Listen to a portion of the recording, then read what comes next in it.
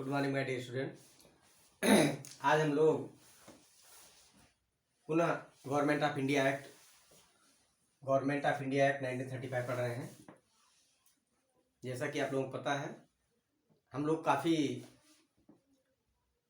दिनों से government of India act की पढ़ाई कर रहे हैं, क्योंकि ये बहुत महत्वपूर्ण है और इसके कई शेड्यूल, कई आर्टिकल कॉन्स्टिट्यूशन ऑफ इंडिया में लिए गए हैं। गवर्नमेंट ऑफ इंडिया एक्ट 1935 जो है, इसमें एक और प्रोविज़न था, जो है ये था RBI, reserve bank of India. Reserve bank of India की व्यवस्था थी इसमें,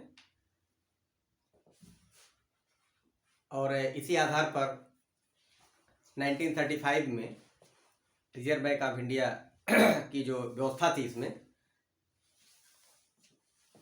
आरबीआई की स्थापना की गई, जिससे कि भारत में जो वित्तीय फाइनेंशियल जो इशूज हैं, फाइनेंशियल मैटर्स हैं, और जो बैंक हैं उसको रेगुलराइज किया जाए, उनका एडमिनिस्ट्रेशन किया जाए। तो जो भारत में schedule commercial bank and non schedule commercial bank, ये schedule commercial bank and non schedule commercial bank, क्या शेड्यूल बैंक कमर्शियल बैंक जो आर्टिकल जो शेड्यूल 1 में आरबीआई के होते हैं, जो गवर्नमेंट ऑफ इंडिया जो है रिकग्नाइज करती है, मोस्टली ये इसमें प्राइवेट और पब्लिक सेक्टर के बैंक होते हैं। तो जो पब्लिक सेक्टर के बैंक होते हैं वो इसकी शेड्यूल 1 में होते हैं, और प्राइवेट सेक्टर और पब्लिक सेक्टर ये दोनों जो बैंक होते हैं वो शेड्यूल कमर्शियल बैंक की ही लिस्ट में आते हैं, लेकिन शेड्यूल फर्स्ट में केवल सरकारी बैंक है। और नॉन शेड्यूल कमर्शियल बैंक में एनबीएफसी वगैरह आती हैं, और पहले कुछ प्राइवेट भी आते थे, प्राइवेट बैंक भी आते थे इसमें। और इसमें एक व्यवस्था और की गई, फेडरल पब्लिक सर्विस कमीशन, जो पूरे देश के लेवल पर जो सिविल सर्वेंट्स हैं उनकी रिक्रूटमेंट किया जाए, जो गवर्नमेंट एम्प्लॉय हैं उनका रिक्रूट करने के लिए फेडरल सर्विस कमीशन की स्थापना की गई। उसके बाद फिर प्रोविंशियल पब्लिक सर्विस कमीशन की बात थी, कि जो स्टेट लेवल पर हैं उनके स्टेट के जो एम्प्लॉइज होंगे, जो क्लास 1 और क्लास 2 के ऑफिसर्स होंगे, उनका अपॉइंटमेंट करने के लिए पब्लिक सर्विस कमीशन की स्थापना की गई। फिर उसके बाद एक था ज्वाइंट पब्लिक सर्विस कमीशन। मतलब ज्वाइंट पब्लिक सर्विस कमीशन ये दोनों के लिए, सेंट्रल के लिए और स्टेट के लिए, दोनों के लिए जो है एम्प्लॉय की रिक्रूटमेंट होगा, उसके लिए रिस्पॉन्सिबल होंगे।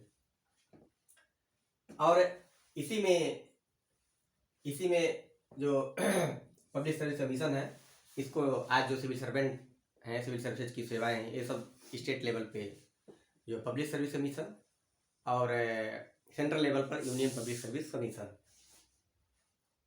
अकाउंटेबल होता है इनकी रिक्रूटमेंट करने के लिए, और अपना जो है एडवर्टाइजमेंट निकालता है, परीक्षा करवाता है, और सिलेक्शन होने के बाद उसका अपना रिपोर्ट स्टेट लेवल पे प्रेसिडेंट जो है गवर्नर को, और सेंट्रल लेवल पे प्रेसिडेंट ऑफ इंडिया को दिया जाता है, और वो अपने लेजिस्लेटिव असेंबली में, जैसे स्टेट लेवल है तो विधानसभा और सेंट्रल लेवल है तो पार्लियामेंट, वहाँ उसको रखा जाता है।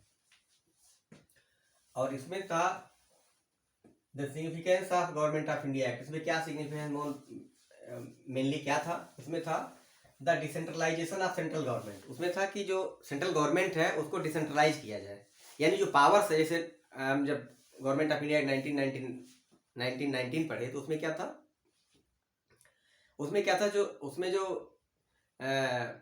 पावर था वो मोस्टली किसके पास था? सेंटर के पास ही था।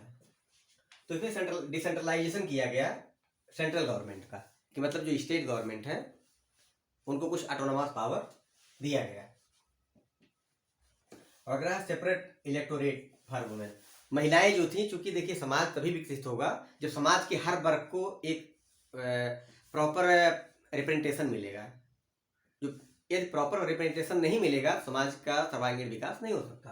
तो वुमेन के लिए रिजर्वेशन की व्यवस्था की गई जिससे उनका रिप्रेजेंटेशन हो सके और उसी एडमिनिस्ट्रेशन में आ सकें और अपने विचार, अपने जो है उनकी जो इंस्पिरेशन है, उनकी जो उपादेयता है, जो अकाउंटेबिलिटी है, जो भी सारी चीज़ें उनके अंदर जो इनहेरिट है वो सारी कुछ पावरिंग करें और समाज का विकास हो। और ऑटोनोमस, जैसा कि मैं बताया, ऑटोनोमिक स्टेट्स की बात की गई है कि जो स्टेट हो उनको कुछ ऐसे पावर हो कि बार बार उनको सेंटर की तरफ ना देखना पड़े और खुद डिसीजन ले सकें और उस पर्टिकुलर एरिया में जो वहाँ की भाषा है, जाति है, स्थान है, उसके हिसाब से अपना नियम बना सके। उसके बाद उसमें क्या, एवरी स्टेट है गवर्नर। पहले जब हम लोग पढ़े आगे तो हम लोग देखे कि जो मोस्टली जो गवर्नर जनरल था और स्टेट में गवर्नर थे, तो वहाँ पे जो उनकी पावर्स थी वो बहुत लिमिटेड थी और सारा कुछ गवर्नर जनरल ऑफ इंडिया ही देखता था। बहुत सारे ऐसे सब्जेक्ट होते थे जो उसी के पास होते थे। लेकिन इसमें किया गया, जो गवर्नर की बात थी कि जो सेंटर है, हालांकि अपॉइंट तो सेंट्रल गवर्नमेंट ही करेगा गवर्नर का, लेकिन उसको कुछ पावर दिए गए जिससे कि वो अपना डिसीजन ले सके। उसके बाद फिर the public service commission provision, यानी जो पब्लिक सर्विस कमीशन की जो प्रोविजन की व्यवस्था थी इसमें, ये बहुत मुख्य थी जो है इसमें 1935 में। तो इसी के लिए जो कॉन्स्टिट्यूशन ऑफ इंडिया है इसमें आर्टिकल 315, इसमें जो व्यवस्था है पब्लिक सर्विस कमीशन की, वह यहीं से लिया गया। पब्लिक सर्विस कमीशन का इसको आर्टिकल 315 में स्थान दिया गया कॉन्स्टिट्यूशन ऑफ इंडिया में। तो इसलिए गवर्नमेंट ऑफ इंडिया एक्ट 1935 बहुत ही इम्पॉर्टेंट है कि जिससे हमारे जो देश में शासन चलाया जाना है उस योग्य व्यक्ति आए, बुद्धिमान रहे और उसके अंदर समस्याओं को जांचने परखने, इंस्पेक्शन करने की और उचित निर्णय लेने की क्षमता हो, इसलिए इसकी स्थापना की गई है। और जो सिविल सेवाएं हैं या टीचर्स है, जो भी है, जितने भी हमारे यहाँ जो भी सेवाएं हैं, जो एम्प्लॉयमेंट है गवर्नमेंट की तरफ से या प्राइवेट जो भी है, अगर योग्य व्यक्ति होगा तभी वो समस्याओं को अच्छे से हैंडल कर सकता है। तो इसकी बहुत ही उपादेयता है, बहुत ही आवश्यकता है, इसकी सिग्निफिकेंस बहुत है। तो ये गवर्नमेंट ऑफ इंडिया एक्ट 1935 आप ये कह सकते हैं कि एक तरह से क्या फाउंडेशन का काम किया, किसके लिए, कॉन्स्टिट्यूशन ऑफ इंडिया के लिए। जब कॉन्स्टिट्यूशन ऑफ इंडिया हमारा बना तो उससे बहुत सारी चीज़ें यहाँ की एज इट इज वहाँ ली गई, बाद में उसको आर्टिकल में फ्रेम कर दिया गया। तो लेट्स कंक्लूड आज यहीं तक, और फिर हम जल्द ही अगले क्लास में मिलते हैं। गवर्नमेंट ऑफ इंडिया एक्ट जब हमारा समाप्त हो जाएगा इसके बाद हम जो है 1947 का एक्ट पढ़ेंगे और फिर हम अपना कॉन्स्टिट्यूशन ऑफ इंडिया शुरू करेंगे। आर्टिकल वाइज हम कॉन्स्टिट्यूशन ऑफ इंडिया पढ़ेंगे और साथ साथ में हमारा पॉलिटिकल साइंस का जो सब्जेक्ट है, इंट्रोडक्शन ऑफ पॉलिटिकल साइंस और पब्लिक एडमिनिस्ट्रेशन, ये सब इसके साथ में चलता रहेगा। लेकिन कॉन्स्टिट्यूशन ऑफ इंडिया थ्रू पर हमें चाहते हैं कि जो कॉन्स्टिट्यूशन ऑफ इंडिया हो वह A to Z, मतलब हमारा ये है constitution of India A to Z आप जाने, A to Z कॉन्स्टिट्यूशन कुछ बाकी ना रहे जिसको आप समझ ना पाए। तो हम लोग इसको पूरा पढ़ेंगे, तो साथ साथ में हमारा कॉन्स्टिट्यूशन भी चलता रहेगा, पॉलिटिकल एंड सोशल लाइफ भी चलेगा, इंट्रोडक्शन ऑफ पॉलिटिकल साइंस चलेगी, पब्लिक एडमिनिस्ट्रेशन चलेगा, साथ में सारे सब्जेक्ट चलेंगे, करंट अफेयर भी आएगा, तो इंटरनेशनल का कोई इशू आएगा वो भी हम लोग पढ़ेंगे। तो जब भी अब आगे समय मिलेगा हम अगले क्लास में फिर मिलते हैं। Okay, thank you.